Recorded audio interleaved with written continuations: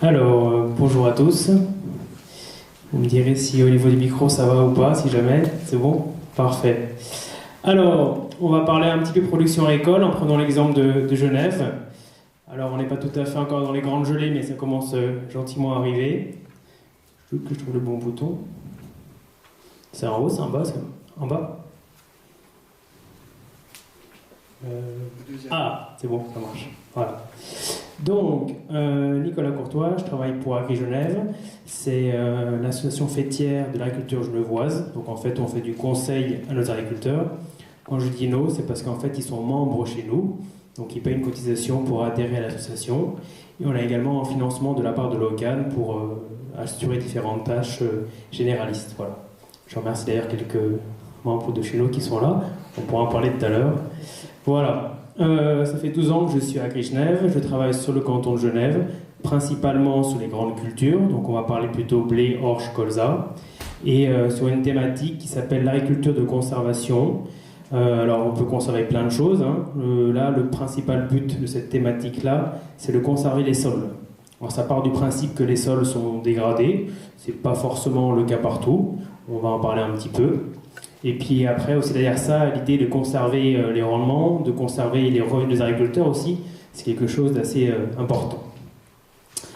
Alors, j'ai toujours un petit souci technique. Il faut bien appuyer. C'est ça, pas trop non plus. On va y arriver. C'est celui du milieu pour monter. Ah. Voilà, on devrait y arriver. Donc, on va regarder un petit peu qu'est-ce que l'agriculture de conservation, une petite définition. Après, quelques exemples pratiques, donc pris sur le canton de Genève. Les exemples seront sous la catégorie travail du sol, couvrir les sols et améliorer la rotation. Donc, on est vraiment des exemples de production agricole. Et puis, à la fin, on fera un petit bilan. Ça fait quand même plus de 10 ans qu'on travaille là-dessus. Et même déjà des gens avant avaient un petit peu commencé la démarche. Donc on a un petit peu de recul. Je dis un petit peu parce qu'on veut modifier le sol, et modifier le sol prend beaucoup d'années. Donc on commence un petit peu à avoir de recul. Voilà. Donc en soi, c'est que le début, il y a encore beaucoup de choses à réaliser. Donc une petite définition. En gros, ce qu'on souhaite faire, c'est moins travailler ces sols avec du mécanique, avec du métal, pour le remplacer par du végétal, par de la vie du sol. Donc c'est un peu bizarre parce qu'on va dire moins je travaille mon sol, plus il va travailler pour moi. C'est un petit peu paradoxal par rapport à ce qu'on a tout le temps appris dans les écoles d'agriculture. Mais c'est ce qu'on souhaite faire. On souhaite développer la vie du sol, les vers de terre et tout ce qui traîne dedans. Et quelque chose d'assez important. Je vais y arriver. Je pense qu'à la fin j'aurais réussi à maîtriser le bouton. Voilà, si jamais au pied, ouais. Donc, ce qu'il faut bien comprendre, c'est que l'activité biologique, c'est en gros ce qu'on va développer dans les sols, est très fortement lié au carbone, d'accord? Pour résumer, on va dire que carbone égale activité biologique. On résume ça en 30 secondes alors qu'on pourrait passer une semaine. Et donc, nous, on veut essayer de jouer sur le carbone. Alors, du coup, c'est intéressant parce que quand on parle carbone, on va forcément parler de CO2, quelque chose dont on entend de plus en plus parler pour la qualité de l'environnement et de l'air, par exemple. Alors, je veux bien que tu passes, s'il te plaît. Donc, au niveau production agricole, nous avons 3 piliers. Ces 3 piliers qui permettent de ranger différentes choses derrière et qui permettent d'expliquer aux agriculteurs ce qu'on va faire. Le premier, c'est moins travailler son sol. Alors, souvent, on parle d'arrêter le labour. C'est vrai que c'est une des premières démarches, d'arrêter de labourer les parcelles. On peut aller faire du semis direct. On verra une photo ou deux après. Mais entre deux, il y a différentes techniques qui sont possibles. Le but, au moins, c'est de ne plus inverser les couches du sol. Deuxième chose, ce qu'on souhaite, c'est couvrir les sols. C'est que le sol ne soit jamais nu. Donc on peut laisser les pailles, par exemple les pailles d'emblée, mais on peut aussi vouloir rajouter en fait une couverture qu'on va volontairement créer. C'est ce qu'on appelle les couverts végétaux. Et puis troisième chose, on souhaite améliorer la rotation. Alors parfois les rotations sont bonnes, c'est pas la peine de les changer. Des fois c'est juste une petite modification. Et là le but premier en fait c'est de limiter le développement des ravageurs, par exemple les mauvaises herbes. Voilà, en jouant sur la rotation. Nickel. Alors du coup, un petit peu l'agronomie. Je reviens un petit coup en arrière. Un petit coup l'agronomie. Parce que je vous dis, en fait, en gros, on va jouer sur le carbone, mais on va faire un résumé très très simple. Pour faire simple, dans votre sol, on a du carbone, on a une partie qui est très active, c'est tout ce qui est vivant. On a une partie qui est stable, c'est vraiment les fondements du sol, on ne pourra pas y toucher. Et en fait, en tant qu'agriculteur, on peut jouer dessus. On peut augmenter la partie active, c'est l'humification. Et pour ça, on amène un maximum de choses à notre sol à manger. On va amener des fumiers, on va amener des racines de culture. Tout ce qu'on peut amener, on va les emmener. Ça permet d'augmenter le carbone, c'est une bonne chose. Et puis à l'inverse, il y a la voie qui s'appelle la minéralisation lente, qui va consister en fait à consommer ce stock de carbone. Là, le climat va jouer, donc ça on ne peut pas y faire grand-chose. La texture va jouer, on ne peut pas y faire non plus grand-chose, mais il faut savoir quelle texture on a. La texture, en fait, c'est le composant de notre sol. Est-ce que c'est plutôt un sol sableux ou est-ce que c'est plutôt un sol argileux? Et puis, le troisième point, c'est le labour qui va jouer dessus. Alors, c'est un petit peu méchant de dire le labour, mais en fait, c'est tout travail du sol. Et c'est le fait, en fait, de faire rentrer de l'oxygène dans le sol, donc O2, qui va du coup se fixer au carbone du sol, et ça va nous libérer du coup du CO2. Voilà. Alors nous, l'idée, c'est de se dire, on va mettre moins d'oxygène dans le sol, en travaillant moins, ok? Et du coup, ceci, c'est le premier pilier, voilà. Et en fait, en mettant moins d'oxygène dans le sol, on va moins libérer de carbone, donc moins émettre de CO2, ok, ça c'est pas mal. Et même peut-être on a envie de se dire, on va réussir à augmenter le carbone dans le sol, pour gagner en qualité dans notre sol. Mais à ce moment-là, si on veut augmenter en carbone dans le sol, on va forcément limiter en fait la sortie des éléments. Et du coup, peut-être que le rendement peut gentiment baisser. Donc ça, c'est un problème qu'on veut essayer de résoudre. Et notamment, quand on limite la sortie de carbone, on limite fortement la libération d'éléments comme l'azote. L'azote qui est un facteur très très important pour avoir un rendement assez important au niveau des cultures. Et du coup, on a notre deuxième pilier. Ah pardon. Nickel. Attends, je vais faire. C'est bon. Je crois que j'ai trouvé le... Ouais. C'est là où rentre le deuxième pilier, la partie couvrir les sols, où en fait on va laisser nos pailles, laisser nos racines, et si possible on va encore augmenter la production de pailles et racines via les couverts végétaux. Donc c'est ce qu'on met en place dans les parcelles. Et il faut savoir que ces couverts végétaux-là, en plus, contiennent beaucoup d'azote, s'ils sont réussis. Donc peut-être qu'en même temps ils peuvent nous permettre d'augmenter le carbone. Voilà. Donc retenez qu'on veut jouer sur le taux de carbone et qu'on peut fermer le robinet à oxygène à droite, et à gauche, on peut augmenter la biomasse qu'on amène. Okay, donc, ayez en tête que pour améliorer la qualité des sols, il ne faut pas baisser la production, mais en fait, il faut l'augmenter. Ok? Voilà. Alors, en gros, quelques images. Si on va comparer les deux systèmes, je prends les deux systèmes les plus extrêmes. Hein, c'est pas pour critiquer, mais c'est volontaire. En général, ça commence toujours par la moisson. On l'espère, en général. Hein.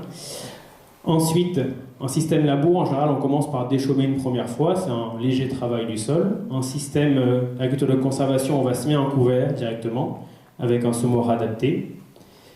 Par la suite, il faut savoir que donc là, on peut créer une petite perte de carbone à gauche. À droite, on a une réduction de la perte parce qu'on n'a pas mis trop d'oxygène dans le sol à ce moment-là.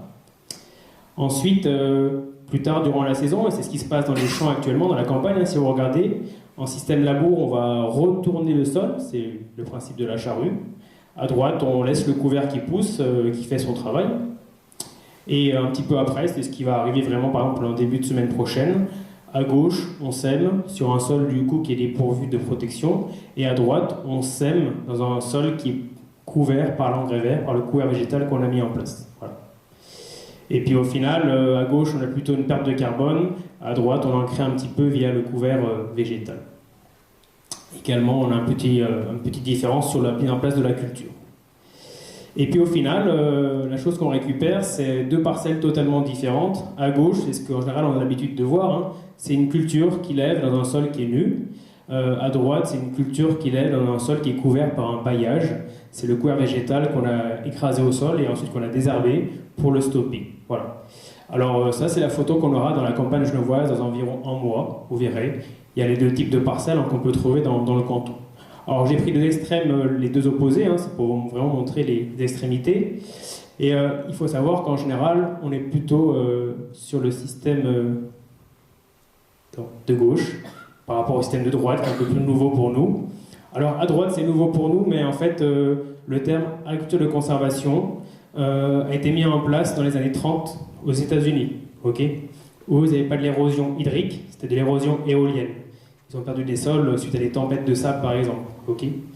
Donc ça fait quand même quasiment 100 ans que le terme est connu, hein, c'est pas forcément non plus une énorme nouveauté, c'est juste que nous on met ça en place depuis peu.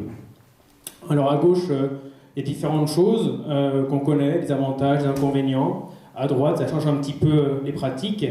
Notamment, un truc qui est assez important, c'est la partie, c'est un peu au-dessus, c'est la partie résistance aux aléas climatiques. À droite, normalement, le sol étant protégé par de la matière organique en surface, si on récupère un orage de 50 litres d'eau en quelques heures, il y aura beaucoup moins d'érosion que la photo de gauche, par exemple. Voilà. Après, il y a aussi des inconvénients, c'est qu'à gauche, on sait très bien désherber nos cultures. On sait désherber des cultures chimiquement ou aussi mécaniquement, comme on peut le faire en bio. Sur le système de droite, au niveau chimique, on a beaucoup de manquements en termes de connaissances. Et puis si on veut faire du désherbage mécanique, là, on ne sait pas faire du tout. Donc le système à droite est beaucoup plus délicat en bio. Et puis, je vous dis qu'il y a quand même des avantages. C'est vrai que là, du coup, j'ai inversé les deux photos, je n'ai pas fait exprès. C'est un essai qui nous vient de Berne, en Suisse, donc à Berne, pardon. 20 ans de comparaison entre les deux systèmes opposés. Et quand je vous parle de la capacité à mieux résister à des grosses précipitations, comme on pourrait avoir au mois de novembre, vous voyez que la parcelle de gauche, qui est conduite en semi-direct, récupère mieux l'eau, va mieux absorber l'eau que la parcelle de droite, où l'eau va rester dessus et pourrait gentiment ruisseler. Et puis tout à l'heure, on a parlé un peu bio, on va sûrement en parler donc aussi après durant les questions. Et comme je vous l'ai dit, la partie de droite est un peu plus délicate à mettre en bio. Et il y a 3 points qui sont assez embêtants lorsqu'on veut faire la technique de droite en bio. C'est l'investissement matériel. Il faut encore plus de matériel spécifique. Et même actuellement, parfois, il nous manque d'outils. On n'a pas forcément tous les outils à disposition pour le faire. On a un deuxième point qui est embêtant, c'est la fertilisation. Parce que je l'ai dit, moins on va travailler ces sols, plus on va être limité en azote. Et déjà, de par nature, l'azote est limité en bio. Donc on va se recréer une deuxième contrainte au niveau de l'azote. Et puis, une troisième chose, c'est la gestion de l'adventice, donc le désherbage des cultures. On n'a plus la chimie, si on a un bio, on a des outils qui travaillent le sol. Le problème, c'est qu'à droite, le but, c'est de ne pas travailler le sol. Donc ça nous limite encore plus. Voilà. Donc des gens essayent de le faire en bio, c'est juste qu'on se met encore des contraintes supplémentaires. C'est bon, j'ai réussi. Alors, un petit peu de mise en pratique, on va prendre des exemples plutôt genevois.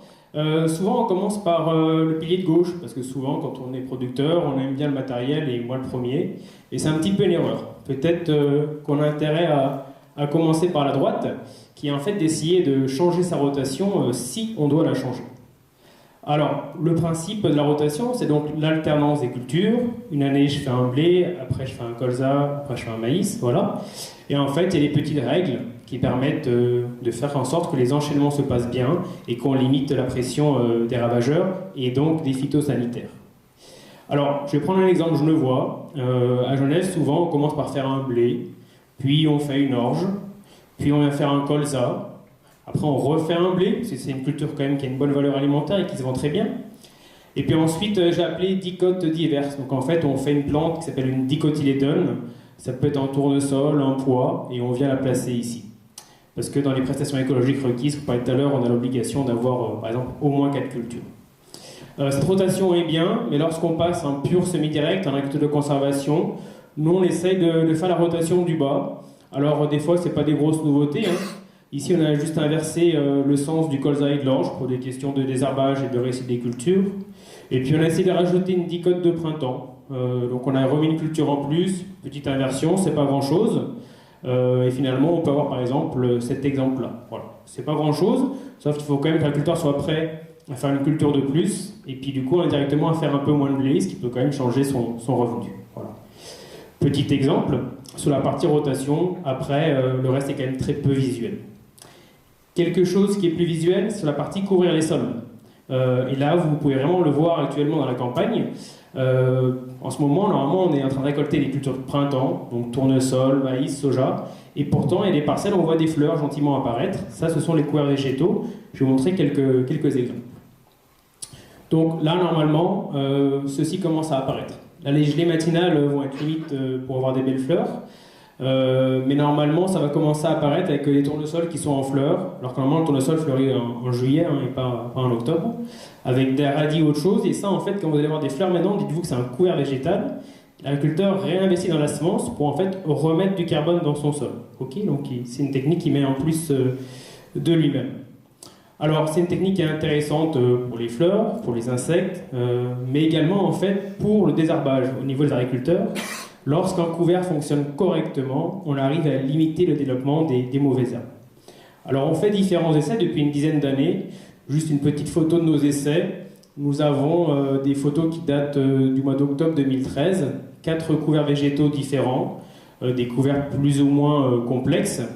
Et puis en fait, quand on repasse au printemps, on regarde l'état de propreté des parcelles. Alors il faut s'imaginer que dans mon témoin et dans la Phacelia, j'ai que des mauvaises herbes en automne, et quand on repasse au printemps, nous avons encore des mauvaises herbes. Le vert qui est ici, ce sont des mauvaises herbes. Et à droite, on a un couvert de veste commune ou un couvert de printemps. C'est un mélange d'espèces en fait. À l'automne, ce sont des plantes qu'on voit, et quand on passe au printemps, on se rend compte que les plantes ont gelé et on n'a quasiment aucune mauvaise herbe qui sont posées au sol. Voilà. Donc c'est aussi qu'on va chercher avec les couverts végétaux. C'est un petit point, on va dire, plus technique. Et du coup, donc vous allez avoir cette photo là qui va gentiment apparaître dans les semaines à venir. Ça va dépendre un petit peu de la météo, hein, notamment des gels le matin. Mais ceci s'en fait de plus en plus sur le canton de Genève. Et le principe, c'est qu'en fait, on laisse le couvert fleurir. Donc ça va arriver d'ici fin octobre. Il faut savoir que ce couvert-là nous ramène du carbone. On peut avoir entre 2 et 4 tonnes de carbone là, qui sont contenues dans les parties aériennes. Donc tout n'ira pas au sol. Une bonne partie quand même va rentrer dedans. Et en fait, on laisse le couvert fleurir. On vient ensuite passer un rouleau faca, c'est un rouleau qui écrase, en fait, qui lacère la végétation. Là-bas, ça nous vient du Brésil, ces rouleaux-là. Et puis, en fait, gentiment, durant l'hiver, le couvert va en fait se stopper, va geler et va s'arrêter naturellement. Voilà. Après, il est possible que si jamais on a encore des mauvaises herbes là, on vienne désherber. En tout cas, dans un premier temps, on joue sur les plantes et le froid. Voilà. Donc ça, c'est ce que vous verrez un petit peu dans la campagne. Autre chose que vous allez voir aussi, ça se met gentiment en place sur le canton, c'est en fait de faire un couvert végétal, mais qu'on ne met pas entre 2 cultures, mais un couvert qu'on met dans une culture. En fait, c'est ce qu'on appelle une culture associée. Au lieu de faire pousser qu'une plante, on en fait pousser plusieurs. En l'occurrence, ici, il y en a 8. Et en fait, sur les 8, il y en a 7 qui vont geler, et il va en rester 8. Voilà. Si tout se passe bien, ça marche comme ça. Normalement, ça se passe pas trop mal.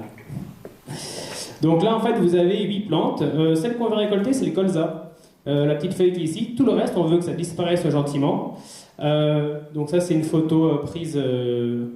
j'ai perdu le coup de main. Attends, ça va revenir. Voilà. Photo en octobre, donc on est quasiment en même temps. Hein. C'était en 2014 ici. Au mois de novembre, les plantes continuent à pousser. Certaines sont noires, bah, c'est parce que ça a commencé à geler. Certaines ont décidé déjà de disparaître avec le froid du matin. Photo du mois de février. Donc là, il y a les 8 plantes qui ont gelé. Il reste que celle qu'on va récolter, c'est le colza, qui gentiment redémarre. Et là, photo du mois de mars. Les plantes repassent à travers. Voilà. On avait été un petit peu fort sur le mélange là. Voilà. C'est les premiers. C'était un peu trop dosé, ouais. On a un peu baissé. Ouais. Voilà. Il faut savoir que ça fait 10 ans qu'on fait des essais, qu'on compare tout ça, parce qu'on travaille avec des plantes. Alors c'est vraiment pas une science exacte. Et le but, c'est de trouver le bon dosage des bonnes plantes pour que ça fonctionne. Voilà. Et tout n'est pas encore calé, hein, il y a des choses à réfléchir. Voilà, donc c'était un petit point sur la partie couverture des sols. Et le dernier point, c'est la partie réduction du travail du sol. Alors en gros, on en a parlé tout à l'heure, le but c'est de supprimer la charrue. Alors des fois c'est un peu vexant. Des fois on vexe des gens en disant qu'il faut arrêter de labourer parce que la charrue c'est quand même un symbole de l'agriculture. Mais le principe, voilà, c'est de se passer de charrue. Et puis en face, on va avoir 3 techniques qui sont répertoriées au niveau technique, mais au niveau aussi politique agricole. Nous avons ce qu'on appelle le semis sous litière. On travaille toute la surface du sol, mais sans avoir inversion des couches. Donc c'est entre guillemets moins agressif que la charrue. On a aussi ce qu'on appelle le semis en bande. En fait, on travaille le sol, mais uniquement par bande. Ça marche notamment bien pour les cultures de printemps, par exemple. Et la technique la plus extrême en termes de non-labour, ça sera le semi-direct, où on passe qu'un semoir qui travaille un petit sillon. Là, il faut savoir qu'à gauche, en fait, on ne voit pas de sol. Pourtant, la culture a été semée, hein, mais ça s'appelle un petit sillon de 2-3 cm de large qui est fait. On ne voit quasiment pas que le semoir est passé. Voilà. Et à gauche, donc on a plutôt une perte de carbone. À droite, c'est plutôt une réduction de la perte de carbone. Et en fait, plus on va vers le bas, moins on travaille son sol, plus on est performant au niveau du carbone. En même temps, plus c'est compliqué aussi. Voilà. Et en haut à droite, on peut faire ceci un système bio, Au milieu, il y en a qui essayent. En bas, c'est quasiment impossible. Et du coup, je vous dis, c'est que peut-être on aimerait vouloir faire tout ceci en bio, et pourquoi pas prendre l'option en haut à droite. Le problème, c'est que c'est vraiment tout sauf évident. Et en fait, avant de savoir si je vais faire du semi-direct, du semi-sous litière ou de la charrue, ce qui est important, c'est de regarder son sol. C'est très très important et ça demande de l'observation. Petit exemple ici, ça fait 10 ans qu'une parcelle n'a pas été labourée. On vise une réduction des phytosanitaires. C'est une culture associée que aussi on ne voit pas trop bien. Et puis ça ne marche pas, on ne comprend pas. Pourtant on fait tout comme on devrait. Au bout de 10 ans, on se rend compte que dans le sol, on a des strates qui sont mises en place comme ça. Alors en fait, ici, on a une strate, ce qu'on appelle la semelle de labour. C'est lorsqu'on labourait il y a 15 ans en arrière. On avait créé un petit lissage, donc c'est un petit peu embêtant pour nos racines. Ensuite, on voit une deuxième strate qui est un peu plus haut là. C'est parce qu'on avait arrêté de labourer, mais on utilisait des outils avec des dents, qui étaient environ à 10 cm. Et puis, à force de faire les mêmes passages, on a répété une strate. Et après, on réduit encore un peu son travail du sol. On ne travaille plus qu'à 5 cm et on recrée encore une strate. Et du coup, en fait, on a 3 strates dans nos sols. Et si vous voyez ma racine de colza, là, au début, elle est très jolie. Puis plus on descend, plus elle s'affine. Et à la fin, il n'y a plus rien du tout. Donc oui, là, on a un système où on ne laboure plus. On a un système où on travaille, où on gagne du carbone. Un système où on pourrait faire de désherbage, par exemple en bio, niveau mécanique. Le problème, c'est que le sol ne fonctionne pas et du coup, rien ne fonctionne. Okay, donc ce qui est important et ce qu'il faut bien prendre en compte dans cette technique-là, c'est qu'on veut conserver son sol et que du coup, ça devient assez complexe. Et vraiment, il faut penser à voir ce qui se passe dessous. Voilà. Entre guillemets, il y a la théorie et la pratique. Alors, en gros, donc, on a vu les 3 piliers, rotation, couvrir, moins travailler. Et puis, je vous ai dit, on a un petit peu de recul sur ce qui se passe à Genève. Du coup, si on fait un petit bilan à peu près de où on en est, au niveau de la rotation, on peut dire que quasiment tout le monde a une rotation qui est adaptée. Quand je dis tout le monde, c'est parce qu'il y a 6000 hectares qui sont inscrits ici, mais en fait, on a 6000 hectares de grandes cultures à Genève. Et par rapport aux prestations écologiques requises, qui ont été expliquées auparavant, on a déjà une rotation qui est pas mal à Genève et en Suisse. Donc là-dessus, on est bien. Ensuite, au niveau des couverts végétaux, ce que je vais montrer en photo, il y a 10 ans, on avait des couverts, mais c'était des couverts mono-espèces, c'était des petits couverts. Peu à peu, ça s'est bien développé. On a environ 2000 hectares qui sont semés comme ça, donc 2000 hectares qui vont fleurir d'ici l'automne. 2000 hectares, c'est beaucoup, hein, c'est un tiers des 6000. Et surtout, sur les 6000, tous n'auront pas forcément un couvert. Parce que c'est aussi l'époque où on va déjà ressemer du blé, d'autres cultures. Donc à l'époque où les parcelles sont déjà occupées par autre chose. Donc 2000 hectares, c'est un maximum. Je pense qu'on aura du mal à aller encore plus haut. Et puis au niveau des surfaces en réduction de travail du sol, on a 2500 hectares qui sont en semi-sous litière. Donc c'est pas mal par rapport à nos 6000. On a une petite centaine qui sont en semis en bande, mais on n'a pas beaucoup de cultures qui s'y prêtent. Et on a environ 1000 hectares qui sont en pur semi-direct, donc sans aucun travail du sol. Les chiffres sont pas... On n'est pas à 6000, hein, parce que les gens veulent encore labourer et il n'y a aucun souci à ceci. Sauf qu'il faut retenir qu'il y a 10 ans, on avait moitié moins de semis sous litière et on avait 20 hectares de semi-direct. Donc on a pas mal progressé. Voilà. On essaie de maintenir déjà ces chiffres-là. On verra si après ça continue ou pas. Donc ça, c'est au niveau des surfaces. Et ce qui est intéressant, c'est qu'avec un petit peu de recul, on se rend compte que ça nous permet de faire évoluer les taux de carbone dans les sols. Parce que c'est quand même la base, en fait. Hein, c'est là-dessus qu'on veut agir. Et ça, c'est une étude qu'on fait donc avec l'EPIA. En fait, c'est différentes analyses de sol. On a ici 511 parcelles où on a une analyse de sol avant et après. Et on fait une moyenne et on regarde comment évoluent les taux de carbone. Alors, pour faire simple, en 1998, on avait en gros des taux d'évolution de moins 20 pour 1000, moins 2% si vous voulez. Ça veut dire qu'en moyenne, on perdait chaque année, pas 20%, c'est pas vrai, mais en fait vous prenez votre taux de la parcelle et vous multipliez par moins 20. Donc si j'ai 1, je fais 1 fois moins 20 pour 1000, et d'après j'ai 0,98. Okay, puis ainsi de suite, ça descend comme ça. Et puis en fait, si on fait le bilan en 2015, on s'est arrêté là. Là, on a un taux d'évolution qui est de plus à peu près 5 pour 1000, ou donc 0,5%. Et donc ça veut dire que déjà on a arrêté d'en perdre, et que gentiment tout le monde est en train d'en gagner. Okay, ça c'est super intéressant, parce que derrière c'est beaucoup de tonnes de carbone qu'on remet dans les sols. Et du coup on peut faire des économies d'émissions de CO2, par exemple sur des voitures, sur de l'énergie ou autre chose. Mais le seul secteur qui peut restocker du carbone, c'est les sols agricoles. Et là, à première vue, on arrive à inverser la tendance et à gentiment restocker du carbone. Petit bémol, à Genève, on parlait de très bas. On partait de très bas il y a 20 ans, parce qu'en fait, avec l'arrêt de l'élevage depuis une trentaine, voire quarantaine d'années à Genève, on a perdu beaucoup de matière organique. Donc en fait, on part de bas, entre guillemets, quand on est vraiment très bas, on peut que remonter, quoi. Voilà. Et puis une petite étude qui va avec nous démontre que en fait, les différents piliers que je vous ai présentés avant sont en lien avec l'évolution des taux de carbone. Plus on a de l'ancienneté en agriculture de conservation, plus les taux sont positifs. Plus on fait des couverts végétaux et qu'on les fait fréquemment, plus c'est positif. Et inversement, plus on travaille ces sols, plus les taux sont négatifs. Voilà. On le savait sur les essais en station. Et là, c'est intéressant parce que c'est vraiment les parcelles des agriculteurs genevois qui mettent ceci en évidence.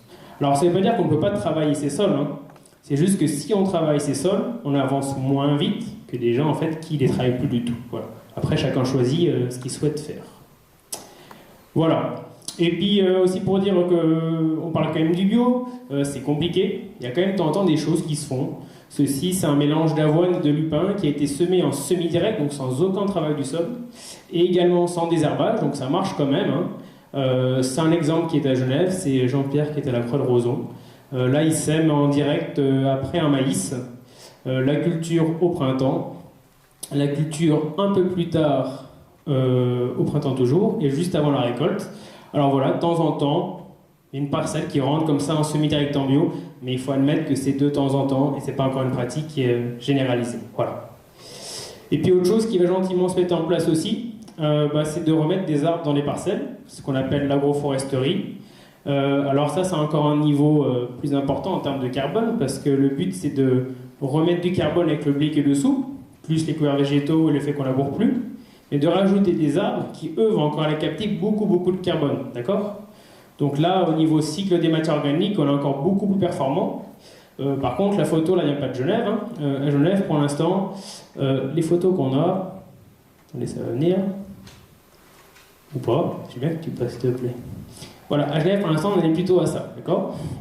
Parce que, autant avec les couverts, le semi-direct, c'est long, mais au bout de 10 ans, on voit un effet. L'agroforesterie, déjà, il faut planter les arbres. Après, il faut qu'ils poussent, ok ? Et ensuite, si on veut tirer un bénéfice, il faut couper les arbres et les vendre, hein, ok ? Parce que forcément, en mettant des arbres dans les parcelles, on perd quand même un petit peu de rendement sur la culture qui va avec. Voilà. Donc là, c'est un bénéfice sur le carbone, mais à très long terme. On fera un bilan dans peut-être 25 ans, ok ? Voilà. Mais gentiment, vous allez voir quelques parcelles où avant on n'avait que du blé, puis on va remettre des haies dedans, et puis ça va se développer et gentiment pousser. Voilà. Donc, on a fait le tour. C'était des points plus ou moins brefs, mais ensuite on peut en discuter autour de table. Et puis, je tiens quand même à remercier nos agriculteurs genevois. Donc, il y en a qui sont présents ici aujourd'hui. Et puis, ceux-ci, c'est chez des personnes chez qui on a pas mal d'essais et pas mal de photos sont tirées de chez eux. Donc, je les remercie pour leur participation. Et puis, place aux questions et à la table ronde. Voilà, merci.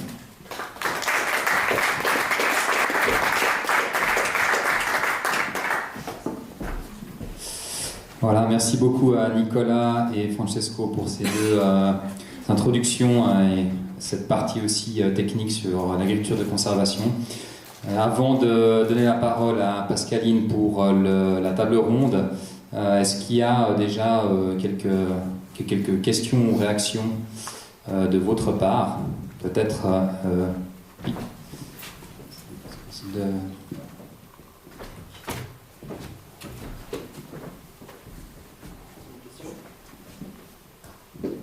Bonsoir. J'avais une question qui est peut-être un peu technique. Vous avez beaucoup parlé, M. Cousin, de ces rotations. Est-ce que ces rotations se font sur la même saison? C'est plusieurs saisons. Et puis, si j'ai bien compris, on en fait un peu plus en agriculture bio de ce qu'on fait en conventionnel. Et puis j'ai une deuxième question qui peut-être c'est plutôt pour le débat ou la table ronde. Quelle est la position de votre association par rapport à l'accompagnement des agriculteurs? Est-ce que vous les tirer vers justement une solution plus agriculture bio et la démonstration que vous avez faite, parce que où vous n'avez pas de position et vous les laissez se débrouiller dans un champ cornélien. Alors sur les rotations, donc c'est vrai qu'en grande culture, c'est une culture par an. Donc la rotation, quand on parle de rotation sur 5 cultures, c'est forcément sur 5 ans. Donc avec une rotation, par exemple, il n'y a qu'une culture par an, ça prend vite beaucoup de temps. Et c'est vrai que quand on veut la modifier, c'est long parce que du coup, si on dit tiens, au début, je fais une rotation sur 4 ans, je veux la changer, je fais une rotation sur 6 ans, en fait, on verra les bénéfices au bout de 6 ans. Donc c'est très très long. Et entre-temps, il peut y avoir une sécheresse, de la grêle, du gel, enfin, c'est assez compliqué. Les prix peuvent changer aussi. Une culture peut être intéressante en 2020 et être moins intéressante en 2023, donc c'est pas évident. Voilà. Donc c'est sur du long terme. Après, par rapport à la rotation sur les bio ou non, c'est pas forcément que les bio font plus de rotation, c'est juste que des fois ils ont des contraintes différentes parce qu'absence de phytosanitaire et ils vont devoir changer un petit peu la façon de faire. Mais il n'y a pas forcément plus de rotation en bio qu'en non bio, ça dépend. Voilà. On a au niveau légal suisse une obligation de mettre 2 ans en prairie, donc 2 ans qui rentrent dans la rotation. Alors ça, c'est une grosse différence par rapport au conventionnel. Mais suivant les systèmes qu'on a, on n'a pas forcément une rotation plus importante chez les bio. Ça dépend, voilà. Et après, par rapport à la façon de travailler chez nous, à nos incitations, alors les producteurs diront ce qu'ils en pensent, mais nous, c'est pas nous qui allons diriger ce qu'eux veulent faire, c'est l'inverse. En fait, AgriGenève leur appartient. Donc c'est eux qui disent on veut travailler sur telle ou telle thématique et nous on répond à leurs demandes. Voilà. Donc si quelqu'un veut se développer en bio, on peut l'accompagner. Si quelqu'un veut faire de l'huile à la ferme pour la vente directe, on peut l'accompagner aussi. Voilà. Donc ça dépend en fonction de ce qu'ils veulent faire. Après, on a aussi Locan qui nous finance et puis c'est vrai que là on a un plan de réduction des phytos qui prend en compte le bio ou le non bio et on travaille également là-dessus. Mais là c'est plus par rapport à Locan que à nos agriculteurs. Donc OCAN, Office cantonal de l'agriculture et de la nature. Voilà, c'est ça. Merci. Est-ce qu'il y a d'autres questions ou interventions à ce stade? Oui. Merci. Merci. Bonjour. Merci pour l'exposé. J'avais 3 questions sur votre exposé, M. Courtin. C'était une petite question. Je me demandais pourquoi le colza n'avait pas gelé l'hiver. Ça, c'était ma première question. Est-ce que c'est un colza spécial sélectionné? Je ne sais pas. Par rapport aux arbres, quels arbres vous mettez en sylviculture? Est-ce que c'est des arbres pour le bois ou c'est des arbres fruitiers? Quel type d'arbres on se compte mettre? Et la dernière question, c'est lorsque vous parlez de préservation du sol, vous avez parlé de cette vie qui se trouve dans le sol, par exemple les lombriques, tout ça, et vous disiez que dans les types de cultures qui préservaient plus de sol, c'est-à-dire les semi-directs, on utilisait des pesticides. Enfin, on ne pouvait pas être en bio, mais justement, je trouvais ça contradictoire parce que, enfin, quand on utilise des pesticides, ça va impacter la vie, enfin, cette vie dont vous parliez, enfin, les lombriques, tout ça. Et je me demandais où se trouvait l'équilibre entre préserver la vie dans le sol et. Enfin, voilà. Merci. Ok, alors pour le colza, en fait, j'aurais pu préciser, le colza est une plante, quand on prend un colza d'automne, qui naturellement ne va pas geler en fait. Donc le colza, on le sème toujours en août chez nous. À cette époque-ci, il fait environ 20-30 cm d'eau, il est bien vert. Lui, il va passer l'hiver sans souci. Donc là, c'est juste l'espèce et la variété qui fait que ça ne gèlera pas. Voilà. Et c'est vrai que comme nous, dedans, on rajoute des plantes qui, elles, sont gélives, on arrive à jouer là-dessus en fait. C'est qu'on met des plantes gélives dans les plantes non gélives et en fait, ça nous sélectionne durant l'hiver naturellement. Voilà. Donc le colza, c'est juste une partie espèce et variété. Sur l'agroforesterie, donc c'est bien de l'agroforesterie, c'est pas de la sylviculture parce qu'on veut produire la production agricole plus de la forêt. Okay, donc c'est les deux. En fait, ça dépend. On peut mettre des espèces pour faire du bois d'œuvre, du bois de chauffage, pour faire des fruits si on le souhaite. Même certains vont rajouter de la vigne, du petit fruit. Enfin, on peut faire ce qu'on veut.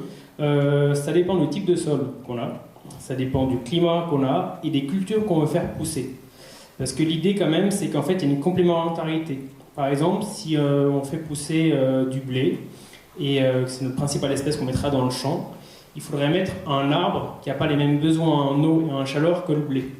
Okay, pour qu'il y ait une complémentarité qui se crée. Voilà. Le blé, en gros, a besoin de chaleur et d'eau d'avril à juin, il faudrait qu'on trouve un arbre qui lui ait besoin de chaleur et d'eau de juin à septembre par exemple. Voilà. Donc on peut tout faire, c'est juste qu'il faut raisonner au système global. Et après sur la partie donc vie du sol et produits phytosanitaires en semi-direct, entre guillemets le Graal, ça serait de faire du semi-direct et en bio. C'est sûr que là on serait parfait sur la vie du sol, mais on ne sait pas faire. Donc en fait il y a deux options, soit on fait du bio avec travail du sol, soit on fait du semi-direct avec pesticides, donc chacun choisit. On se rend compte quand même que le but dans les pesticides c'est d'en mettre de moins en moins, ok. Et puis c'est ce qu'on fait avec les couverts et tout ça, donc on en met encore mais moins. Et en fait il y a des études qui démontrent qu'un passage d'herbicide n'est pas forcément plus nocif qu'un passage de charrue, voilà. Et après c'est compliqué, ça va dépendre quand est-ce qu'on passe la charrue, quel herbicide qu'on met, voilà. C'est pas une science exacte, mais on ne peut pas dire que l'un est pire que l'autre. Donc ceci, et puis après, c'est un cas particulier à Genève, c'est qu'on fait quasiment tout en extenso. Alors si vous voulez, l'extenso c'est une option dans la politique agricole qui nous permet en fait de ne pas utiliser ni insecticides, ni raccourcisseurs, ni fongicides. Et en échange, on a une prime, parce qu'on parlera un petit peu de culture, mais en gros on compense la perte de rendement par cette prime. Et en fait du coup, il nous reste les herbicides. Mais au final, ce qui va impacter la vie du sol, c'est surtout les insecticides, parce qu'on tue les insectes, et les fongicides, parce que du coup on tue les champignons. Et en fait, lié à l'extenso, nous on n'a pas ces deux produits-là, donc déjà on s'est enlevé entre guillemets des produits qui pourraient agresser la vie du sol. Voilà. Donc il nous reste les herbicides, principalement, on aimerait bien, si possible, les stopper. Pour l'instant on les baisse, mais les stopper chez tout le monde, on ne sait pas faire pour l'instant. Voilà. Merci beaucoup, peut-être que je prends encore une dernière question. Ouais, je rebondis sur ce que tu viens de dire là. Grosso modo, tu dis soit agriculture de conservation, soit biologique, mais est-ce que finalement, pour faire du biologique, est-ce qu'il ne faut pas déjà un bon sol? Est-ce que ce n'est pas une première étape indispensable? Ouais, alors je disais soit semi-direct, soit bio, dans le sens pour, entre guillemets, booster sa vie du sol. Hein.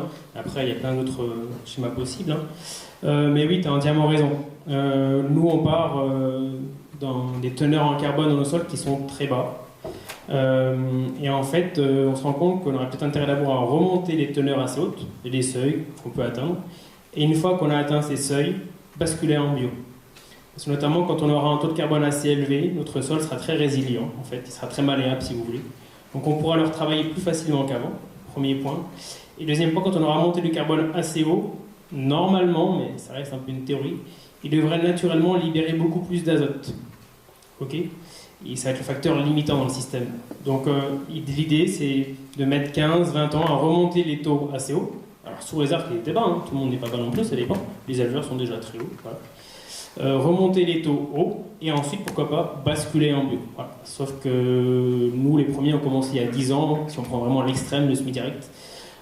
Quelques parcelles sont arrivées en haut, et il y a encore beaucoup de chemin à faire sur de nombreuses parcelles. Donc si on attend ça, on prend encore un petit peu de temps devant nous.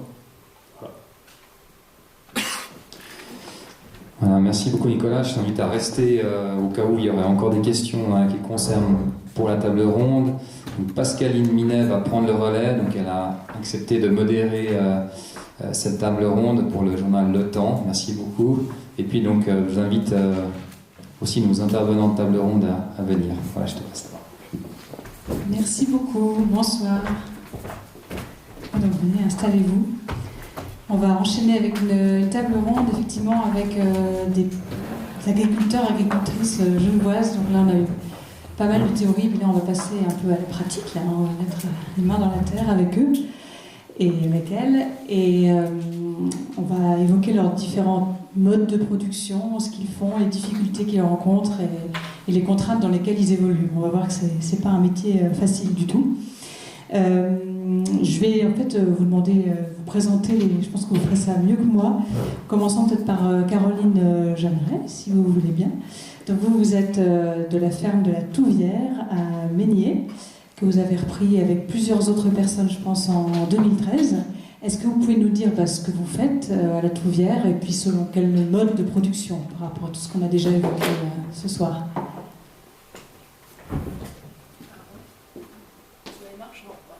Peut-être qu'il faut passer celui-là. Bonsoir. Oui, donc effectivement, moi, depuis maintenant 2013, je suis sur le Meignier, dans la ferme de la Touvière. C'est une ferme qu'on a repris à plusieurs personnes, donc on est plusieurs amis à avoir repris cette ferme, qui est en polyculture élevage, c'est-à-dire qu'on fait pas mal de choses différentes sur l'ensemble de la ferme. On a une partie production végétale, donc on a de la vigne, on a un verger de pommes, de poires, on vient de planter aussi un verger de kiwi. On a des productions de légumes et on a du côté animal une production d'œufs, on a des poules pondeuses, un élevage de chèvres et puis des cochons et quelques moutons. Donc voilà. Donc c'est vrai qu'en arrivant dans cette ferme, on a quand même voulu en premier lieu commencer à diversifier la ferme, ça faisait partie un peu des objectifs qu'on avait. Et en l'occurrence, nous la ferme est donc en production biologique. Et c'était le cas en fait déjà avant qu'on arrive. Ce qui va aussi un peu changer, je pense, des autres témoignages, c'est que nous, on est arrivé sur cette ferme et elle était déjà en production biologique, parce qu'en fait, notre prédécesseur avait déjà fait le travail de reconversion et de labellisation de la ferme. Après, d'un point de vue personnel, moi j'ai fait un parcours, on va dire, conventionnel, c'est-à-dire que j'avais fait l'école d'horticulture, qui est donc pas très loin de Meignier, qui est à Lullier. Et à l'époque, en tout cas, toute la formation était vraiment basée sur la méthode conventionnelle. Donc c'est vrai que moi, en arrivant à la ferme et de devoir d'un coup produire en bio, j'ai aussi dû réapprendre pas mal de choses parce que dans ma formation d'origine, on n'avait pas de cours sur le bio, ou bien on n'avait pas d'exemple de comment cultiver en bio. Ce qui est heureusement en train un petit peu d'évoluer maintenant dans les différentes écoles d'agriculture où on commence à avoir des options en culture biologique, et ça c'est très bien justement qu'ils le fassent. C'est vrai que c'est quand même des méthodes différentes de travail, et du coup, c'est vrai qu'en arrivant dans cette ferme, j'ai dû apprendre pas mal de choses. Donc voilà, pour commencer les présentations. Vous pouvez peut-être passer le micro à votre voisin, donc c'est Philippe Mélan, agriculteur et viticulteur à Gy, c'est le domaine de la Guérite. Et vous, alors, vous êtes dans une grande aventure parce que vous reprenez le domaine et vous passez au bio. Oui, alors bonsoir, Philippe Mélan. Donc, ouais, en effet, moi, je reprends donc le domaine familial à la fin de l'année, donc au 1er janvier. Et puis, j'ai décidé de faire le pas à l'agriculture biologique dès la reprise. Enfin, moi, ça a toujours été mon but en revenant sur la ferme, parce que moi, j'ai suivi un parcours un peu différent. J'ai commencé dans la menuiserie, où j'ai travaillé pendant plusieurs années, et puis c'est en 2014 où je suis revenu sur le domaine pour travailler avec mon père. Et puis j'avais toujours cette idée en tête de passer à l'agriculture biologique, mais avec peut-être une idée au départ de citadin, ou je ne sais pas comment on peut dire ça, mais peut-être une idée un peu utopiste. Et puis petit à petit, j'ai appris l'agriculture avec mon père, comme il la pratiquait, donc en conventionnel, mais toujours avec l'idée de vouloir passer en bio. Et puis, du coup, j'ai pu voir aussi quelles étaient les problématiques à vouloir passer en bio. Et puis, petit à petit, avec les années, j'ai pu régler ces problématiques à mon échelle, et puis trouver des possibilités pour pouvoir contrer ces problèmes.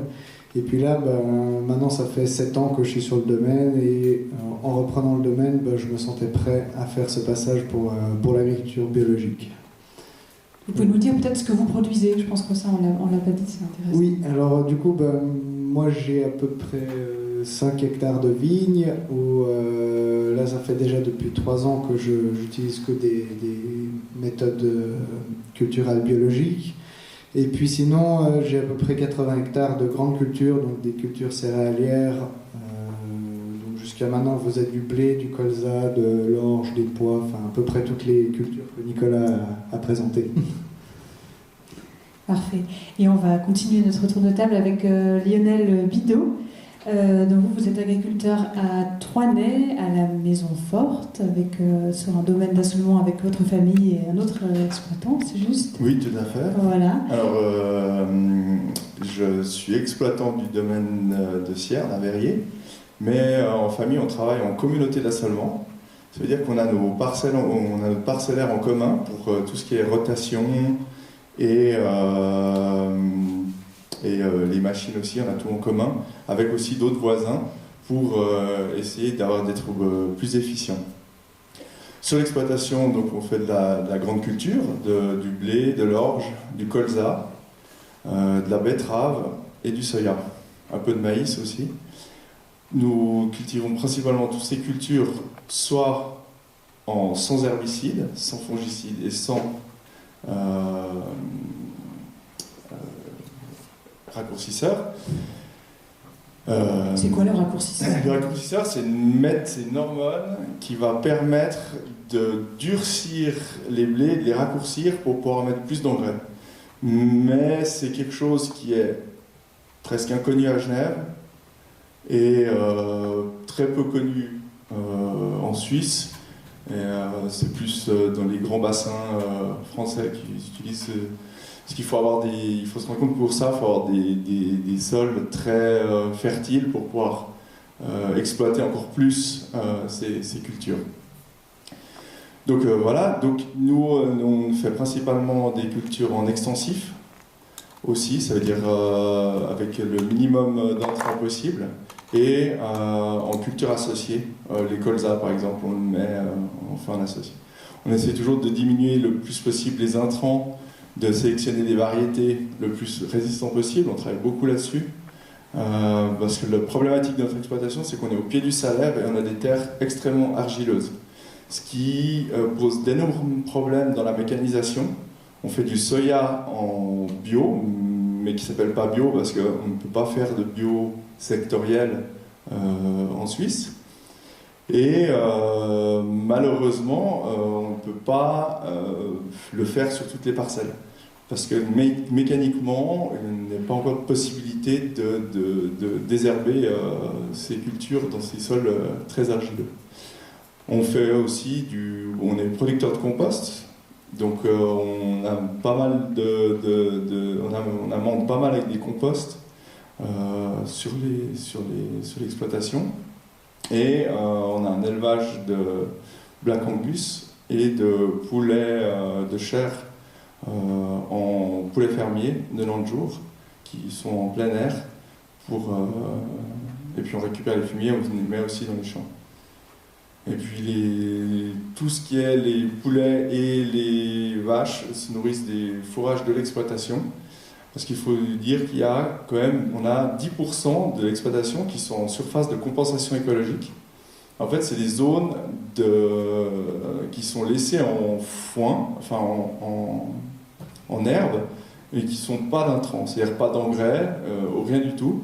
Et puis, c'est des zones qu'on fauche après le 15 juin, c'est-à-dire qu'après qu'il y ait un cycle de floraison, pour que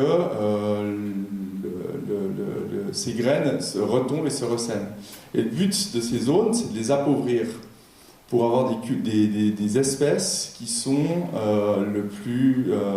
qui prospèrent dans des endroits pauvres, qu'on ne retrouve pas dans les cultures pour la biodiversité. Et donc ce fourrage est issu de ces parcelles-là.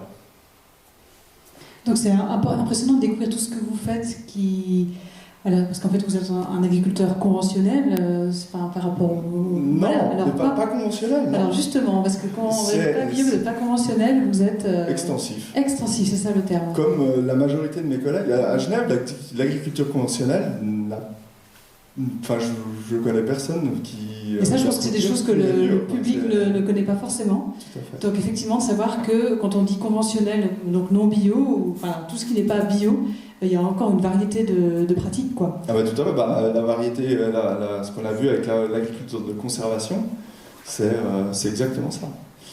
Et puis on cultive aussi un peu de vigne en bio.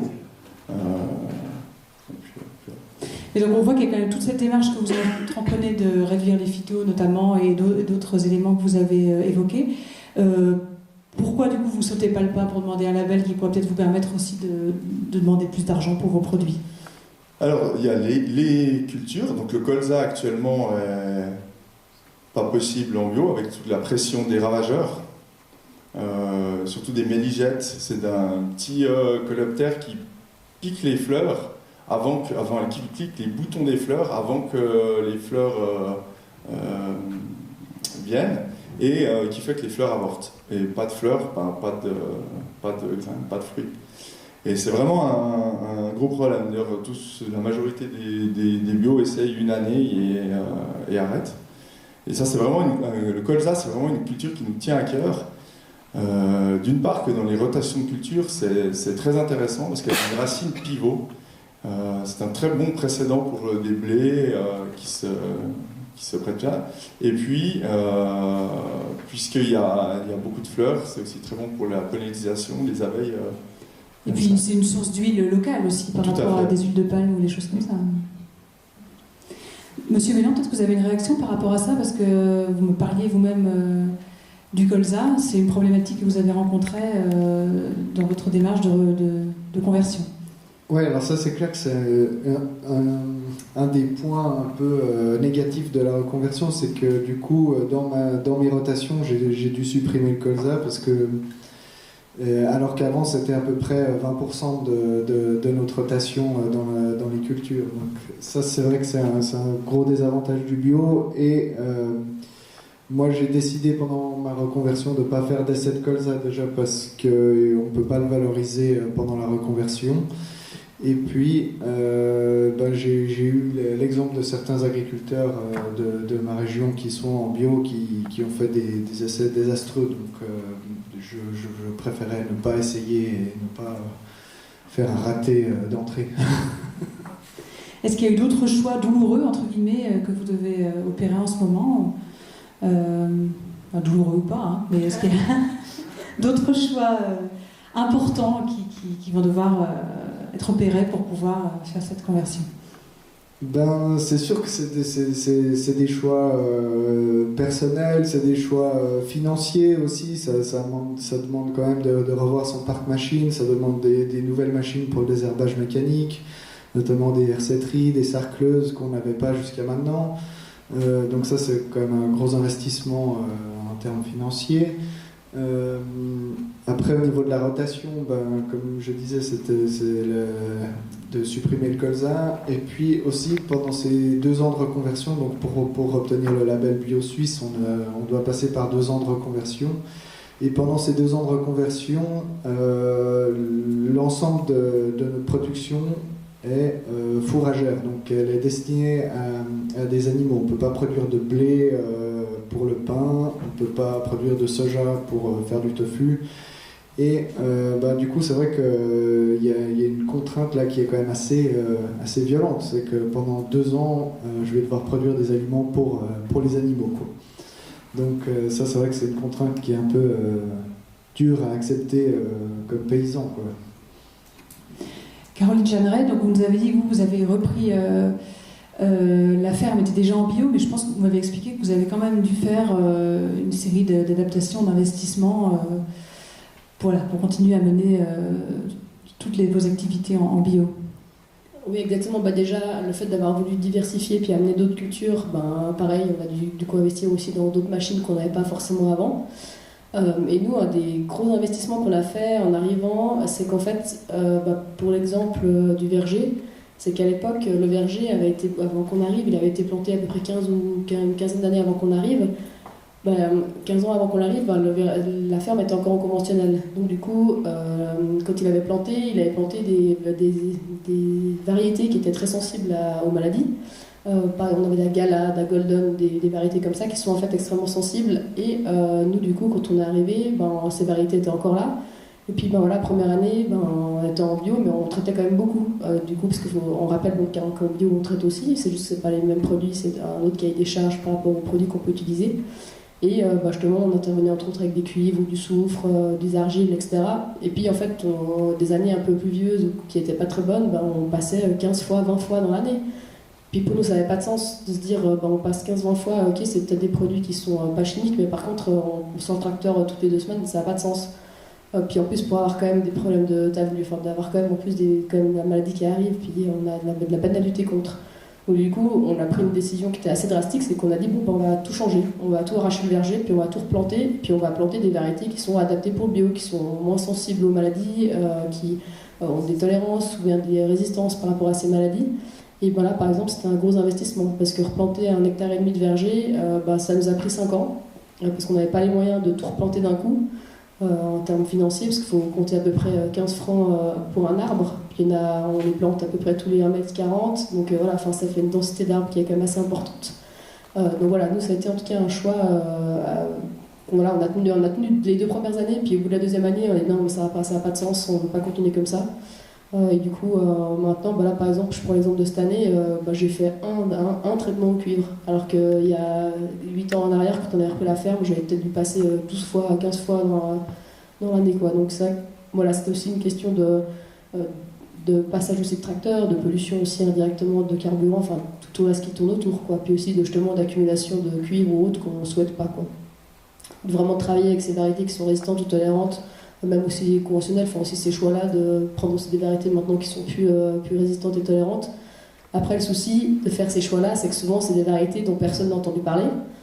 Donc c'est sûr que quand on dit une Gala, une Golden, tout le monde voit à quoi ça ressemble. Par contre, quand moi je vous dis que là je fais de la Verdenberg, de la Carnival, de peut-être Opal, peut-être certains connaissent, mais voilà, c'est des noms complètement que les gens ne connaissent pas.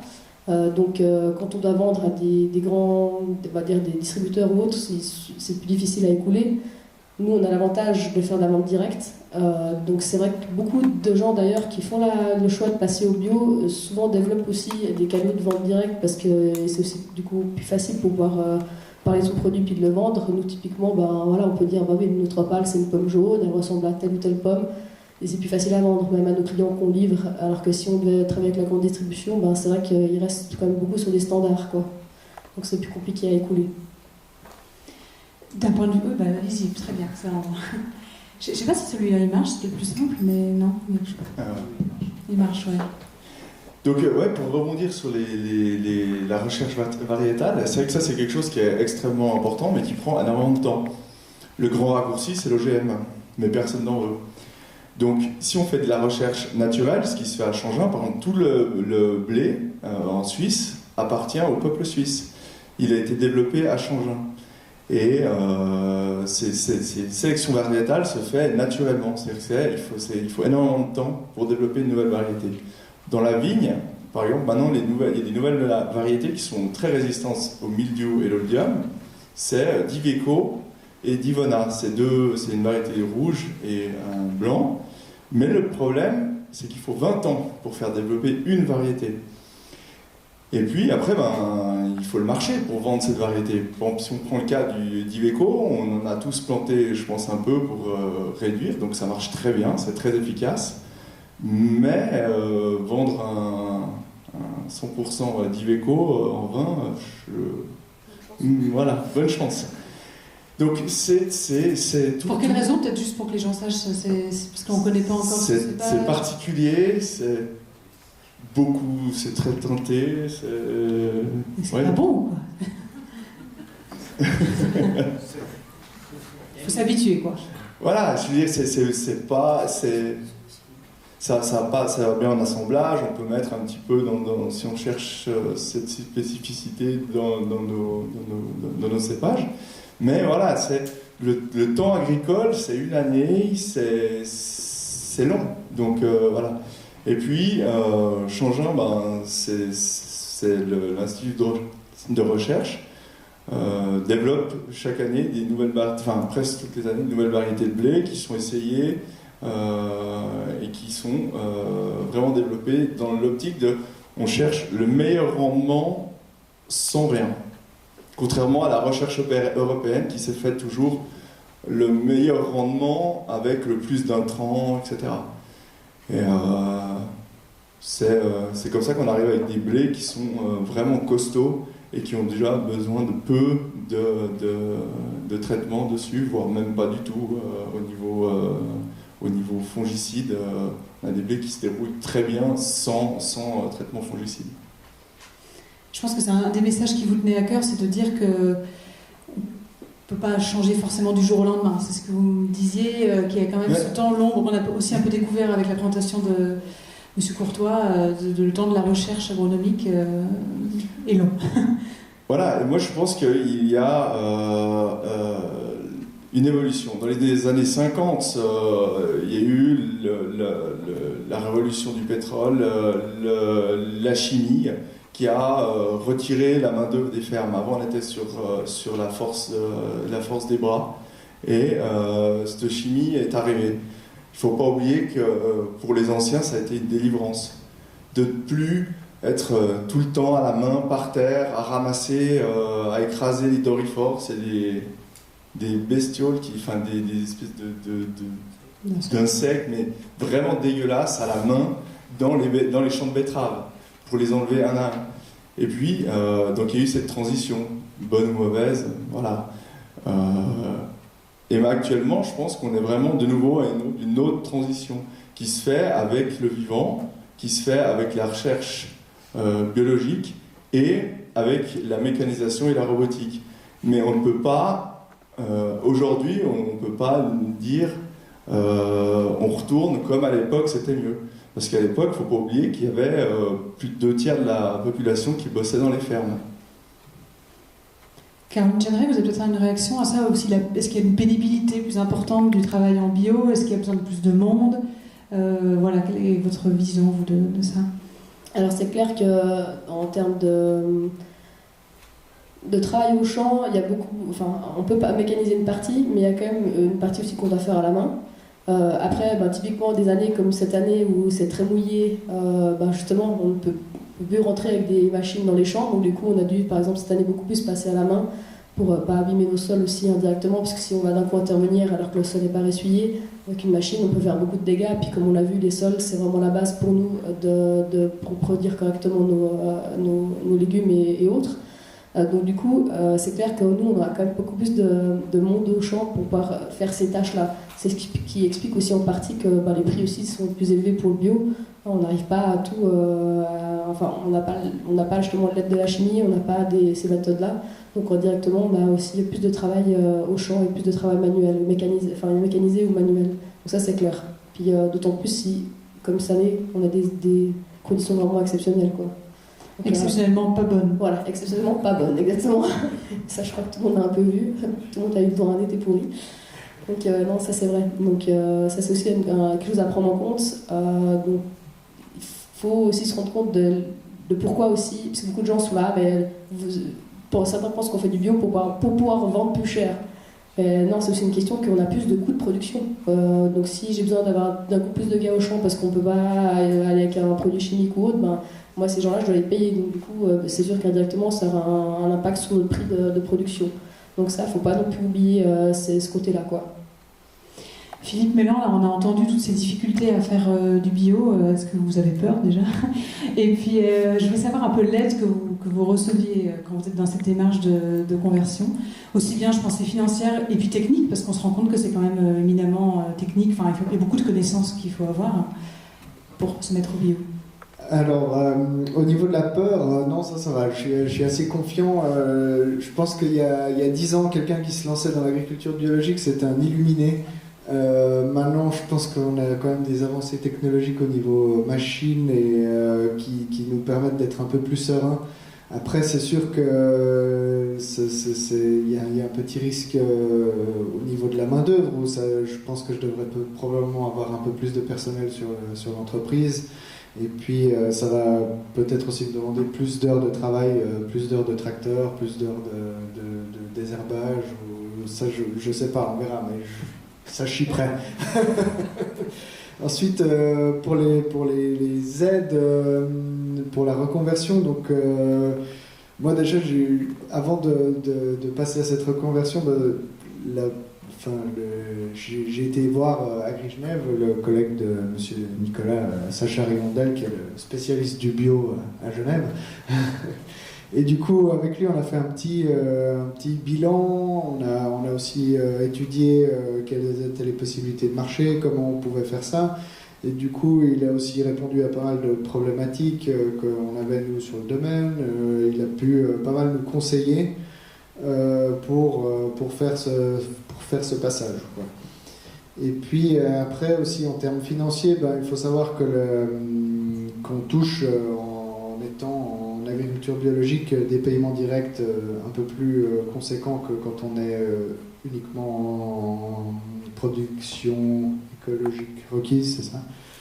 Et puis, l'État de Genève aussi donne une subvention à fonds perdus pendant les 2 premières années de reconversion à hauteur de la taille de l'exploitation, quoi. Il y a vraiment 2 ans un peu charnière comme ça, je pense. Ouais, c'est vraiment 2 ans charnière et c'est 2 ans où je pense qu'il faut un peu serrer les dents et puis attendre que ça passe et puis voilà. Une question un peu évidente mais qu'on n'a pas encore posée, c'est quelle est votre motivation finalement à faire cette transformation ? Ben, pour moi, c'est d'abord ma conviction. Pour moi, c'est le mode d'agriculture que j'ai envie de pratiquer sur ma ferme. Moi, je ne vois pas l'agriculture autrement que sans herbicides, sans fongicides et sans produits de synthèse. Après, voilà, j'ai pratiqué les deux, donc je sais les avantages de l'un et les inconvénients de l'autre. Donc c'est aussi intéressant d'avoir travaillé en conventionnel, et c'est vrai qu'il y a des choses qui sont bien en conventionnel et qui sont simples et qui nous facilitent la vie. Mais moi, je vois pas pour moi, c'était évident qu'il fallait que je passe en agriculture biologique. Pour moi, c'est ma conviction.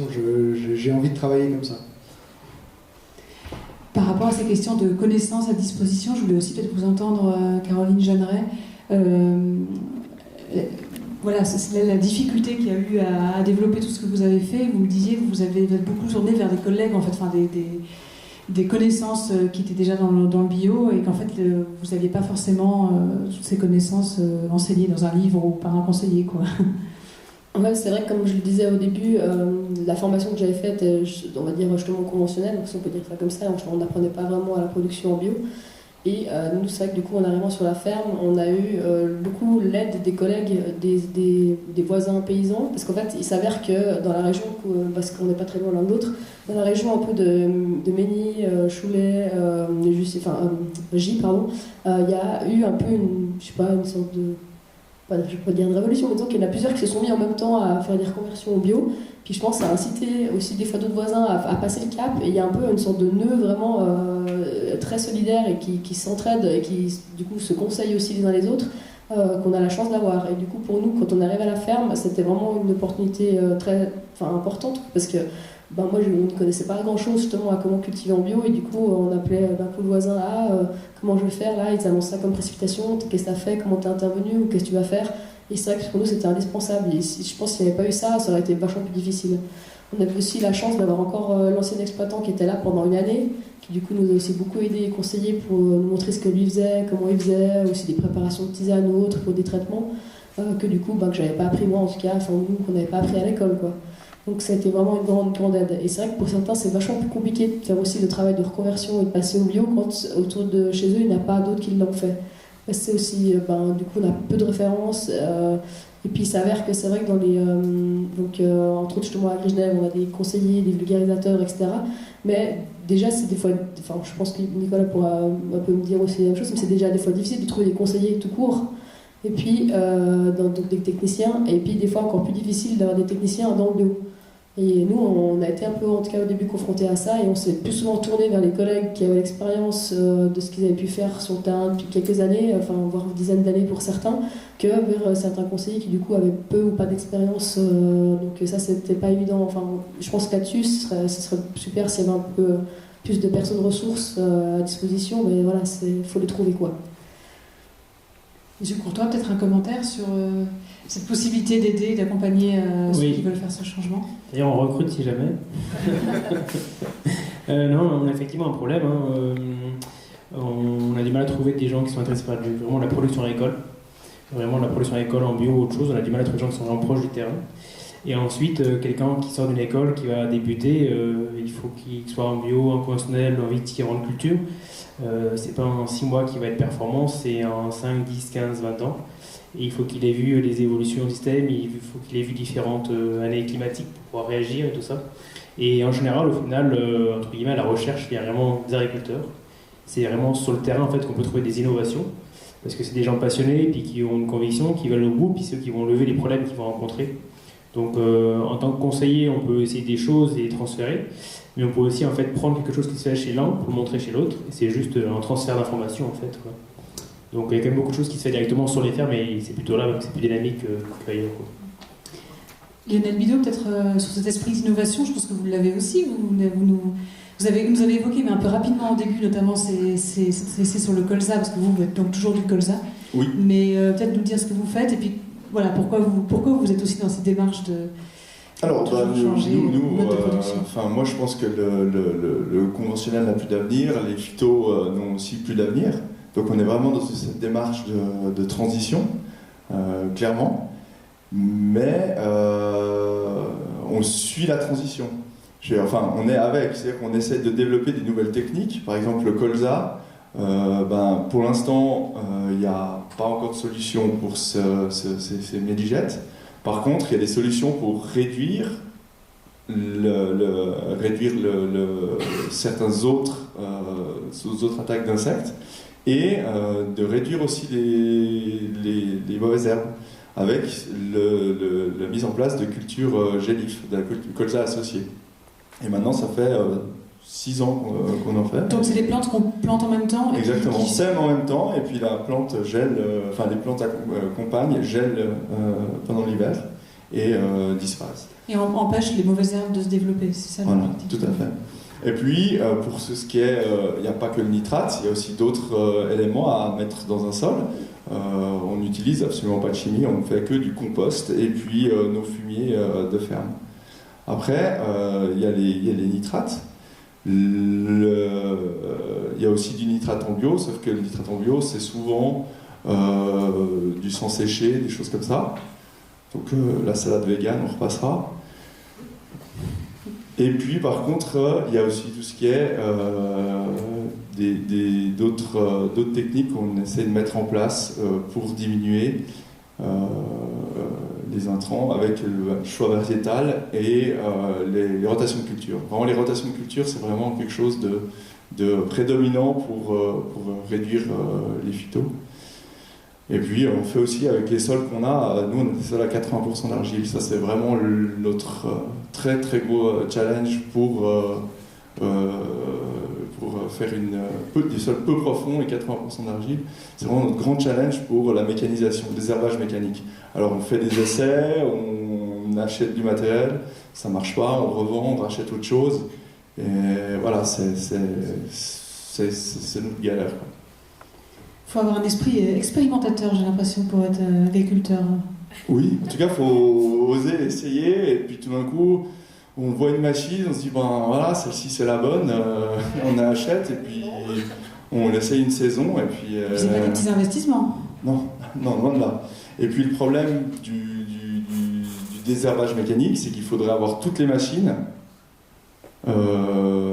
pour avoir une bonne... pour pouvoir l'utiliser, parce qu'il faudrait utiliser tout d'un coup une certaine machine par rapport au stade des mauvaises herbes et de la culture, puis après il faudrait passer une autre, après il faut revenir à la première, et ça c'est des investissements qui sont extrêmement coûteux. Surtout que les périodes d'investissement, les périodes où on peut aller sur les parcelles pour faire ce désherbage mécanique sont extrêmement courts. Ce qui veut dire qu'il faut avoir des machines quand même assez larges et très performantes pour pouvoir arriver à choper ces fenêtres, surtout à la sortie de l'hiver. Il y a tout d'un coup que 2 après-midi où on peut aller sur la parcelle. Et dans ces 2 après-midi, il faut faire tout d'un coup 20 ou 30 ou 40 hectares. Donc c'est-à-dire qu'il faut avoir du matériel extrêmement performant. Donc ça engendre des coûts énormes. On va bientôt ouvrir les questions publiques, mais je voulais encore peut-être vous questionner sur un aspect, c'est l'aspect plutôt économique. On a commencé à l'aborder un peu avec ces circuits courts, etc. Comment on s'en sort? Est-ce que ça marche bien quand on a une exploitation bio à Genève, peut-être, Caroline Jeanneret? Est-ce qu'il y a des années avec, des années sans? Alors, première chose, je pense qu'à Genève, on bénéficie d'être à Genève. C'est-à-dire que c'est beaucoup plus facile à Genève d'être en bio et de faire de la vente directe, enfin même aussi de ne pas être en bio, mais en tout cas la vente directe est très facilitée à Genève parce qu'on a un bassin de population qui est proche de la campagne. Si on est au fond du Jura ou bien dans le Gros de Vaud ou je ne sais où, ça va être beaucoup plus compliqué de faire de la vente directe. Donc c'est vrai que là, qu'on soit en bio ou pas en bio, la vente directe à Genève est facile entre guillemets, en tout cas beaucoup plus possible. Après, nous, dans notre cas, pour notre ferme, on a voulu aussi diversifier dans les modes de vente. On fait de la vente directe, mais on fait de la vente sur abonnement panier, on fait de la vente auprès de par exemple, restaurants, crèches ou autres, en livraison en ville. On fait de la vente à la ferme même, et c'était dans l'idée aussi que justement, si d'un coup il y a quelque chose qui marche pas bien, on a autre chose pour rattraper. Et puis l'exemple parfait qu'on a eu depuis maintenant 1 an et demi, bientôt 2 ans, ça a été typiquement l'histoire du Covid, où d'un coup les restaurants, par exemple, sont fermés, donc du coup la vente directe qu'on faisait au restaurant, d'un coup on avait tout plein de choses qui restaient sur les bras, mais d'un autre côté on a pu augmenter plus la vente directe à la ferme, donc voilà, ça nous a permis de jouer sur ces différents tableaux. Donc on arrive en tout cas, nous de notre côté, à bien s'en sortir, mais aussi parce qu'on a fait le choix de diversifier ces différentes possibilités de vente. On n'est pas lié, on ne fait pas dans la grande distribution, donc c'est vrai qu'on n'a pas ce souci-là aussi de d'un coup avoir qu'un acheteur éventuel, puis d'un coup qui nous lâcherait, quoi. Mais en tout cas, c'est pour notre cas, nous. Mais comme je dis, on bénéficie de la géographie de Genève, de la population qui est proche, donc du coup, c'est en guillemets plus facile, quoi. Après, il ne faut pas oublier que la vente directe demande aussi un travail supplémentaire. C'est-à-dire qu'il faut prendre contact avec les clients, il faut aller leur amener, ou bien avoir un magasin, tenir le magasin. Donc c'est du travail en plus et que pas tous les agriculteurs ont envie de le faire, et ce que je peux comprendre. Parce que la vente directe en soi, c'est du boulot, quoi, c'est du taf. Donc si on se lance là-dedans, il faut même en avoir conscience. Philippe Mélan, vous voyez ça comment, vous, le futur pour vous? Est-ce que vous attendez à avoir plus de revenus avec ce bio à terme, ou c'est pas l'objectif, quoi? Alors non, moi je m'attends pas plus de revenus. C'est sûr que les cultures, juste pour revenir sur ce que disait Caroline, Caroline elle fait énormément de production maraîchère et donc aussi de fruits. Moi mon exploitation elle est plus sur de la grande culture, et c'est vrai que sur les céréales on a beaucoup moins de marché en termes de vente directe. C'est un produit qui est beaucoup plus difficile à commercialiser en vente directe, parce que personne va venir vous acheter 100 kg de blé pour les stocker dans sa cuisine et faire sa farine. Donc là, ça s'achète plutôt dans les commerces, et du coup, on est obligé de passer quand même par des distributeurs. Donc ça, c'est vrai nous, avec les grandes cultures, on est plus dépendant des marchés et du coup de la grande distribution. Après, sur Genève, nous, on a la chance d'avoir le label GRTA qui valorise du conventionnel extensif et du bio. Et du coup, ça, c'est vrai que si vous achetez GRTA, vous achetez du local 100%, quoi. Donc ça c'était juste pour le petit aparté production, différence de production, parce que pas toutes les fermes à Genève font le même type de production, et ça, je pense, c'est aussi important de se rendre compte. Si on faisait tous du maraîchage, oui, on pourrait tous faire de la vente directe, mais pas tous les agriculteurs font du maraîchage, et c'est vraiment 2 modes de production qui sont très différents, quoi. Et puis, moi, en passant en agriculture biologique, non, pour répondre à votre question, non, je ne pense pas gagner plus. Je pourrais vendre mes produits probablement un peu mieux, mais ma production risque de diminuer aussi certainement un peu. Et puis, je pense que j'aurais besoin de plus de main-d'œuvre aussi pour les désherbages justement manuels, quoi. Donc ça, c'est sûr que ça va me demander un petit peu plus de financement en termes de main-d'œuvre. Monsieur Bidot, peut-être vous, en termes de débouchés, est-ce qu'il y a aussi des produits qui sont plus ou moins faciles à valoriser par rapport aux efforts que vous faites sur l'extensif, notamment? Est-ce que ça, c'est des choses aussi qui vous donnent accès à d'autres possibilités, ou... Alors, tout ce qui est tout ce qui est extensif, c'est tout ce qui est les grandes cultures. Alors ça, comme ça part en centre collecteur, puis après ça part dans la grande distribution. Un petit point sur le marché. En Suisse, on importe plus que ce qu'on consomme. Enfin, on doit importer parce qu'on ne produit pas assez de ce qu'on consomme. Mais par contre, au niveau du marché, tout ce qui est le marché des céréales bio commence aussi à arriver à saturation. C'est-à-dire qu'il y a quand même aussi un effort de la part des consommateurs de sélectionner plus ces produits pour qu'on puisse être plus à pouvoir produire en bio. Voilà. Par contre, pour tout ce qui est on a le vis-à-vis direct avec les consommateurs. Pour le vin, par exemple, là, oui, nous, de toute façon, on est passé en culture biologique, en bio fédéral. Voilà. Et puis tout ce qui est la volaille et le bœuf est en extensif et en vente directe. à la ferme. Il n'y a pas dans les modes de production même, il n'y a pas de différence dans la production de viande en bio ou en extensif comme nous on le pratique à la ferme. À part que le bio, il va manger des céréales bio. Voilà. Très bien. Alors on va ouvrir, je pense, la discussion aux personnes qui sont dans la salle. Je pense qu'il y a vraiment plein d'éléments. Moi, je vais celui-là. Là.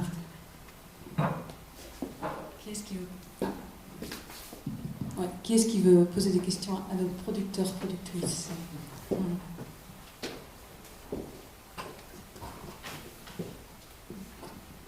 Oui, merci. J'avais deux questions, en fait, une à Lionel et une à Nicolas. La première, c'était par rapport au fait du conventionnel qui semblerait disparaître. On sait que le bio, c'est à peu près 30% plus cher, entre 20 et 30% plus cher, avec des coûts de production, mais des rendements aussi moindres, qui sont aussi de l'ordre de 20 à 30%. On est plus à 30% qu'à 20%. Est-ce que, par rapport à la souveraineté alimentaire, on arriverait finalement, d'autant plus qu'on a un taux d'autosuffisance qui varie entre 10 et 15% sur Genève, 60% au niveau suisse. Comment on voit la chose, en fait, par rapport à ça? Est-ce que les nouvelles technologies, notamment tout ce qui est traitements chirurgicaux qu'on peut commencer à avoir au niveau des prémices, peut-être s'accentuer? Est-ce que ça serait une solution? Puis ma deuxième question, c'était par rapport à Nicolas, par rapport au fait qu'on forme finalement à peu près entre 40 et 50 ingénieurs agronomes chaque année. Qu'est-ce qui fait qu'aujourd'hui on n'arrive pas à mettre en place quelque chose qui puisse les intéresser? Est-ce qu'il y a trop de débouchés pour eux? Est-ce qu'ils partent plutôt dans la recherche? C'est un peu ma question. Alors actuellement, pour l'auto-approvisionnement, je pense que clairement, aujourd'hui en bio, ça serait très compliqué. Surtout puisque dans la rotation, on va inclure de l'herbage, donc on va encore diminuer cet auto-approvisionnement. Mais dans un futur, moi je suis assez confiant qu'on trouve des méthodes pour produire, en tout cas équivalent, voire plus, que le conventionnel. C'est clairement. Et puis, juste à moitié sur ta réponse, j'ai 2-3 copains aussi qui font des études d'ingénieur agronome, etc. Mais le gros problème, je pense, c'est quelqu'un qui veut s'orienter sur la production. C'est qu'on a vraiment, on cherche quelqu'un qui nous aide à produire. On ne s'occupe pas que du paysage. C'est vraiment la production. Merci. Oui, je me permets du coup de faire une petite réponse par rapport à ces questions. Votre question pour toi. Je pense que 50%, 60% au niveau suisse. Si on bascule en bio, si en juin tout le monde avait dit oui, je pense qu'on passait de 60 à 35-40, voire même peut-être un peu moins. Et surtout sur des grandes variations. Juste un exemple, le colza. On a dit que le colza est une culture délicate. En même temps, c'est de l'huile locale. Il y a quelques années, on produisait un peu trop de colza. Il faut 10 000 tonnes de colza en Suisse par an. On était en gros à 11 000. Du coup, il y a une pression sur les prix. On nous demande de baisser le colza. En fait, on met un peu moins d'intrants. On laisse un peu les milligettes manger les colza. Pendant 2 ans, on descend en dessous des 10 000. On est un petit peu en dessous, tout va bien. Et ensuite, un fabricant de chips suisse dit on arrête l'huile de palme, on prend du colza suisse. Et en fait, il demande 2000 tonnes de plus. Donc en fait, de 10, il fallait passer à 12, on est descendu à 9000. Bon, voilà, c'est très simple, le conseil est aucune méligette. Okay, il faut plus de méligette. On a redoublé les rendements des colza, on a remonté à 12 000 et tout se passe bien. Alors du coup, il faut bien comprendre qu'il y a une question aussi de marché, ça a beaucoup été dit, sur les prix et tout. À qui on vend et qui est prêt à nous acheter quoi. Et là, concrètement, pour le colza, si on voulait avoir de l'huile suisse pour les chips suisses, et nos huileries, il fallait refaire du rendement et donc remettre des intrants. Donc voilà, il y a une jauge qu'il faut regarder. Et après, sur les conseillers vraiment agricoles, comme tu l'as dit, Il faut vraiment faire de la production agricole. Il y a beaucoup d'ingénieurs agronomes qui sortent, mais peut-être avec plutôt un aspect nature, et peut-être moins une question de production agricole, parce que peut-être qu'on s'est dit qu'on savait produire en fait. Or, c'est pas forcément le cas, on ne sait pas forcément produire avec les nouvelles exigences qui vont arriver, les nouvelles contraintes, un printemps humide par exemple, voilà. Une hausse de l'azote, sur le marché mondial, c'est comme le gaz, l'azote est en train de flamber là. On a quand même des secteurs où on ne sait pas si on pourra fertiliser nos cultures au printemps, tellement le prix devient haut. Donc voilà, plein de contraintes comme ça. Et peut-être aussi un petit point qui joue un peu, c'est que souvent un conseiller agricole qui vise la production est aussi d'une famille agricole. Il ne s'installe pas, mais fait un peu du conseil avant ou tout le temps. Mais on a de moins en moins de familles agricoles, donc de moins de gens issus des familles agricoles, et peut-être que du coup ça limite un petit peu les gens qui veulent faire ceci après, quoi. Voilà. Si vous avez des réactions, Caroline. Ah non, pardon, je peux.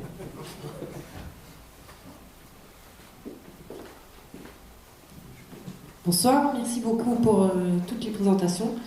Je suis moi-même passionnée par l'alimentation, l'agriculture, mais c'est vrai que je crois que c'est la première fois que j'assiste à un panel avec des vrais professionnels, et du coup c'est vraiment un niveau technique qui me dépasse un peu, mais en tout cas c'est hyper intéressant.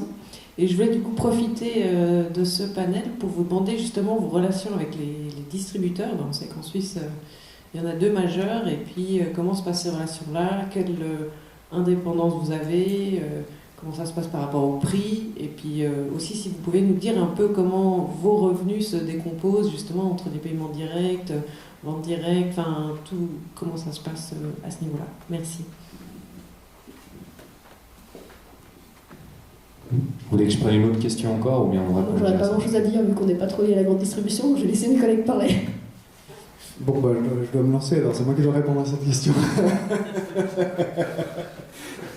Alors du coup, par rapport aux acheteurs suisses, c'est vrai que c'est d'autant plus pour moi qui passe en reconversion, c'est assez compliqué de trouver les marchés. Il faut un peu aller taper à toutes les portes pour savoir est-ce que vous voulez prendre ma production pendant la reconversion. C'est un peu ça le concept actuellement. Mais par contre, si on produit après du moment qu'on est en agriculture biologique ou en extensif conventionnel, je dis les deux. Sur Genève, on a la chance, comme je vous disais avant, d'avoir le label GRTA et le Cercle des agriculteurs qui nous achètent l'ensemble de la production et qui la revalorise sur Genève ou via les autres marchés après en Suisse, quoi. Et du coup, les prix sont relativement stables sur les marchés, avec des petites fluctuations annuelles, mais on a des prix qui sont relativement stables normalement pour les céréales et les grandes cultures. Oui, du coup, je pense qu'il y avait aussi la part de vos revenus entre aussi les prestations écologiques, et c'était une partie de la question, ça, en gros. Il ne nous reste rien à la fin. Non, je rigole. Je pense que ça dépend tout du mode de production qu'on a choisi. Enfin, si on fait du maraîchage, peut-être que la part du revenu sera beaucoup plus importante par le produit même, alors qu'en grande culture, nous, c'est sûr qu'il y a une grande partie de notre revenu qui viendra des paiements directs et des prestations qu'on fournit pour la biodiversité et tout ce que les prestations demandent. Je dirais qu'en grande culture, notre revenu, c'est les paiements directs, et puis les coûts de production sont couverts par la vente de la marchandise.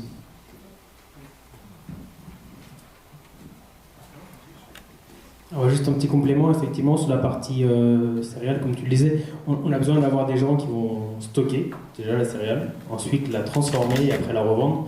On ne pourrait pas stocker 10 000 tonnes de blé durant 6 mois, on ne pourrait pas faire forcément en ferme.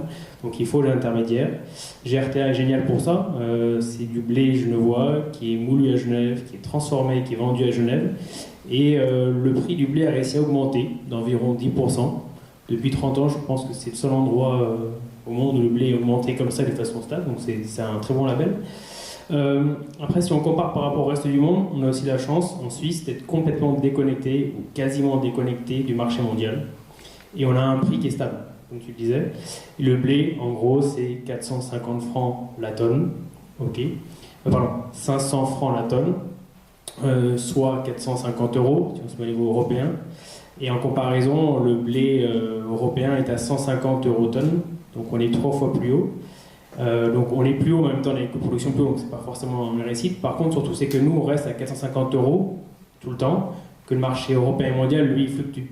Et des fois, quand ça descend à 120 €, bah, les agriculteurs européens produisent à perte. Là, en ce moment, c'est en train de monter à 210, donc ils sont très contents, mais c'est très, très court. Voilà. Donc on a une certaine sécurité. Par contre, ceci dit, effectivement, tu n'avais pas tort, hein, les coûts de production englobent la vente de la culture. Le blé qu'on vend nous couvre à peine les coûts de production, et en fait, le revenu, souvent, c'est les paiements directs. Voilà. Donc, en gros, dans les moyennes, finalement, tu es à peu près dans le juste, malheureusement encore. Voilà. Et puis, pour revenir sur la question de la relation qu'on a avec certains acheteurs, nous, donc, sur notre atelier volaille, on vend l'entier actuellement en vente directe. À l'époque, on vendait la moitié en vente directe et la moitié à Manor. Et quand l'euro a chuté, Manor a décidé d'arrêter d'acheter de la volaille suisse. Donc du jour au lendemain, ils nous ont dit on arrête. Alors, donc on va se débrouiller avec des investissements, etc. pour essayer de lisser ça puis de retrouver un autre marché. Donc il y a absolument, c'est de l'économie, il n'y a aucune place à l'émotion ou à ces choses-là. C'est pour la grande distribution, on n'est que des numéros, puis il faut que les chiffres jouent. Si les chiffres ne jouent pas, on dégage. Et du coup, on a absorbé ça, puis on a augmenté la quantité qu'on vend à la ferme. Et maintenant, on est à 2 tiers de ce qu'on faisait à l'époque entre la vente directe et Manor. Mais puisque la vente directe amène une meilleure valorisation du produit, on s'en sort la même chose. On me signale, il y a quel temps pour encore une question. Alors.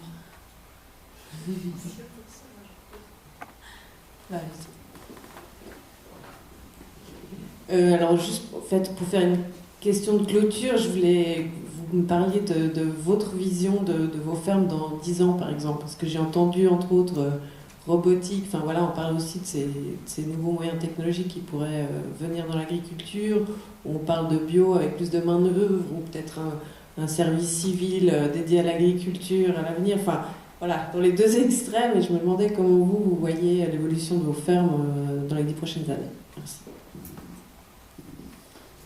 Alors actuellement, je pense que, j'espère que d'ici 10 ans, on pourra faire la transition en bio, en tout cas sans produits de synthèse. Après, il faudra remplacer l'azote, ça sera aussi autre chose. Mais moi, je pense qu'une transition... Actuellement, on a des machines qui sont relativement grosses et lourdes. Et ça, pour moi, c'est quelque chose qui me dérange aussi, parce qu'au niveau des tassements du sol, etc. Mais pourquoi on a des grosses machines? C'est parce qu'on doit intervenir plus vite et que l'opérateur sur la machine coûte cher à l'heure. Et plus on est dans une région qui est chère, surtout à Genève, plus la main-d'œuvre coûte cher. Donc plus on doit lui donner un outil performant pour avancer. Et là, la robotique, on pourra avoir des machines beaucoup plus petites qui travailleront en essaim et qui nous permettront de diminuer l'impact et la pression qu'on a sur nos sols. C'est un peu comme ça que je vois ça. Pourtant, moi j'aime beaucoup travailler avec des gens, etc. Donc j'espère qu'on aura quand même des gens qui resteront pour travailler à la ferme. J'ai pas le ferme, mais si je peux parler pour plusieurs fermes. Non, peut-être, c'est quand même pas une passion d'utiliser les phytosanitaires pour les personnes qui sont passionnées par ça. Peut-être globalement de continuer à moins s'en servir, pourquoi pas peut-être les stopper, les déjà baisser, et surtout continuer à avoir le même niveau de rendement. Ça peut être pas mal, je pense, c'est un point de vue qui est partagé par pas mal d'agriculteurs qu'on a dans la région. Alors pour notre part, justement on parlait d'agroforesterie tout à l'heure. Sur Genève, il y a justement un projet qui a été lancé de d'agroforesterie. Puis nous, on fait partie des fermes qui se sont inscrites là-dedans. Donc justement, dans 10 ans, j'espère que la parcelle, en tout cas qu'on a inscrit dans ce projet, justement, qu'on aura des belles choses qui vont se passer. Enfin, en tout cas, c'est ce qu'on espère, parce que du coup, dans 10 ans, on verra déjà un peu, je pense, l'impact de ce qu'on aura pu faire dans ce projet d'agroforesterie. C'est vrai que l'exemple de la parcelle qu'on a pris, c'était une parcelle qui est justement une parcelle à problème, si on peut dire ça comme ça. Entre autres, justement aussi pas mal d'argile, des fois des conditions de travail pas idéales, des pertes de matière organique, et du coup, typiquement cette parcelle, on l'a choisie pour ça, et qu'on espère qu'avec ce projet d'agroforesterie, on va pouvoir apporter des améliorations, et voilà, on a un peu tout impatient de mettre tout ça en route, et puis de voir les résultats qu'on aura justement dans quelques années. Alors moi, l'agriculture dans 10 ans, c'est une question qui est très compliquée, mais moi, ma ferme, je la vois avec plus de diversité, avec peut-être diminuer un petit peu les grandes cultures et peut-être augmenter la diversification, peut-être ramener des animaux sur la ferme. Et puis, Caroline parlait d'agroforesterie. Moi, c'est vrai que ça, c'est un truc, ça m'a toujours aussi attiré parce que ça pourrait compenser une partie de l'azote qu'on doit acheter ou qu'on doit se fournir pour pouvoir nourrir nos cultures. Donc, c'est vrai qu'avec l'agroforesterie, on pourrait avoir des intrants qui seraient disponibles directement sur la ferme sans passer par l'élevage. Parce qu'actuellement, c'est vrai qu'en agriculture biologique, sans élevage, c'est difficile de trouver des apports en fait, pour les cultures. Je crois qu'il y a encore une dernière question de monsieur, ça lui brûle les lèvres, alors je lui donne le micro. Je suis désolé, non, je voulais juste relever la complexité finalement du sujet. Je me suis amusé à noter un peu tous les paramètres de cette équation, si on voulait s'inscrire dans la durabilité. La question des pesticides, la question du CO2, la question des qualités des sols, de la quantité de production et donc le versus l'importation, si on diminue, la question des salaires avec les prix rémunérateurs, la question du volume de travail et le besoin en machines, la question de l'érosion des sols, du goût, on a un peu parlé avec les pommes peut-être. Donc on voit finalement que dès qu'on touche un élément, ça a une répercussion sur un autre. Et c'est diablement compliqué, donc je pense qu'il y a besoin d'inertie nécessaire et que toutes ces expériences, elles sont bonnes. Quoi. Voilà. Je ne sais pas s'il y a encore des réactions sur ça.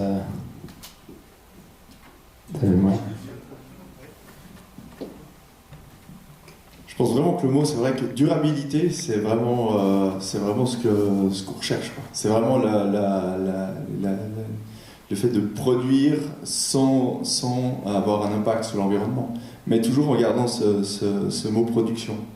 Avoir un cycle de l'azote qui est sain, avoir un cycle du sol qui est aussi sain, au niveau social aussi, qu'on puisse payer convenablement nos ouvriers. Quelque chose de durable. Gaëtan va nous faire le mot de la fin. Voilà. Non, c'est tout bon, j'ai le micro. Donc voilà, c'est vrai qu'au vu de la qualité des interventions qu'on a eues ce soir, c'est un peu décevant. En tout cas, je pense que Thomas et moi qui avons organisé ça depuis quelques semaines, on a un peu déçu évidemment du public. Donc simplement dire que ça a été enregistré. Je pense qu'on va faire aussi une diffusion du contenu vraiment. Je pense j'ai assisté à beaucoup de conférences, mais je trouve qu'il y a vraiment énormément de contenu, c'est très riche. Donc on va essayer de le diffuser pour que ce soit aussi montré à d'autres gens. Je pense qu'avec toute l'actualité politique, les votations sur les pesticides récemment, on a entendu beaucoup de choses. Donc là, on a, je pense, clarifié un certain nombre de choses. Et puis, je ne sais pas ce qu'en pensent les intervenants ce soir, mais si on peut éventuellement reprogrammer une autre fois cette discussion dans un autre cadre, je pense qu'il y a beaucoup d'autres gens qui seraient intéressés. Alors, on peut changer encore un petit peu le format, mais je pense que c'est une bonne expérience et puis qu'on peut essayer de la reproduire. Donc voilà, je vous remercie en tout cas beaucoup. C'était pas évident de trouver des agricultrices et agriculteurs ce soir, vraiment, parce que voilà, c'est pas évident de sortir de son exploitation. Donc vraiment, merci beaucoup d'être venus ce soir. Et puis si jamais vous voulez continuer la discussion, je crois que le café à un côté est encore ouvert. Voilà, merci beaucoup.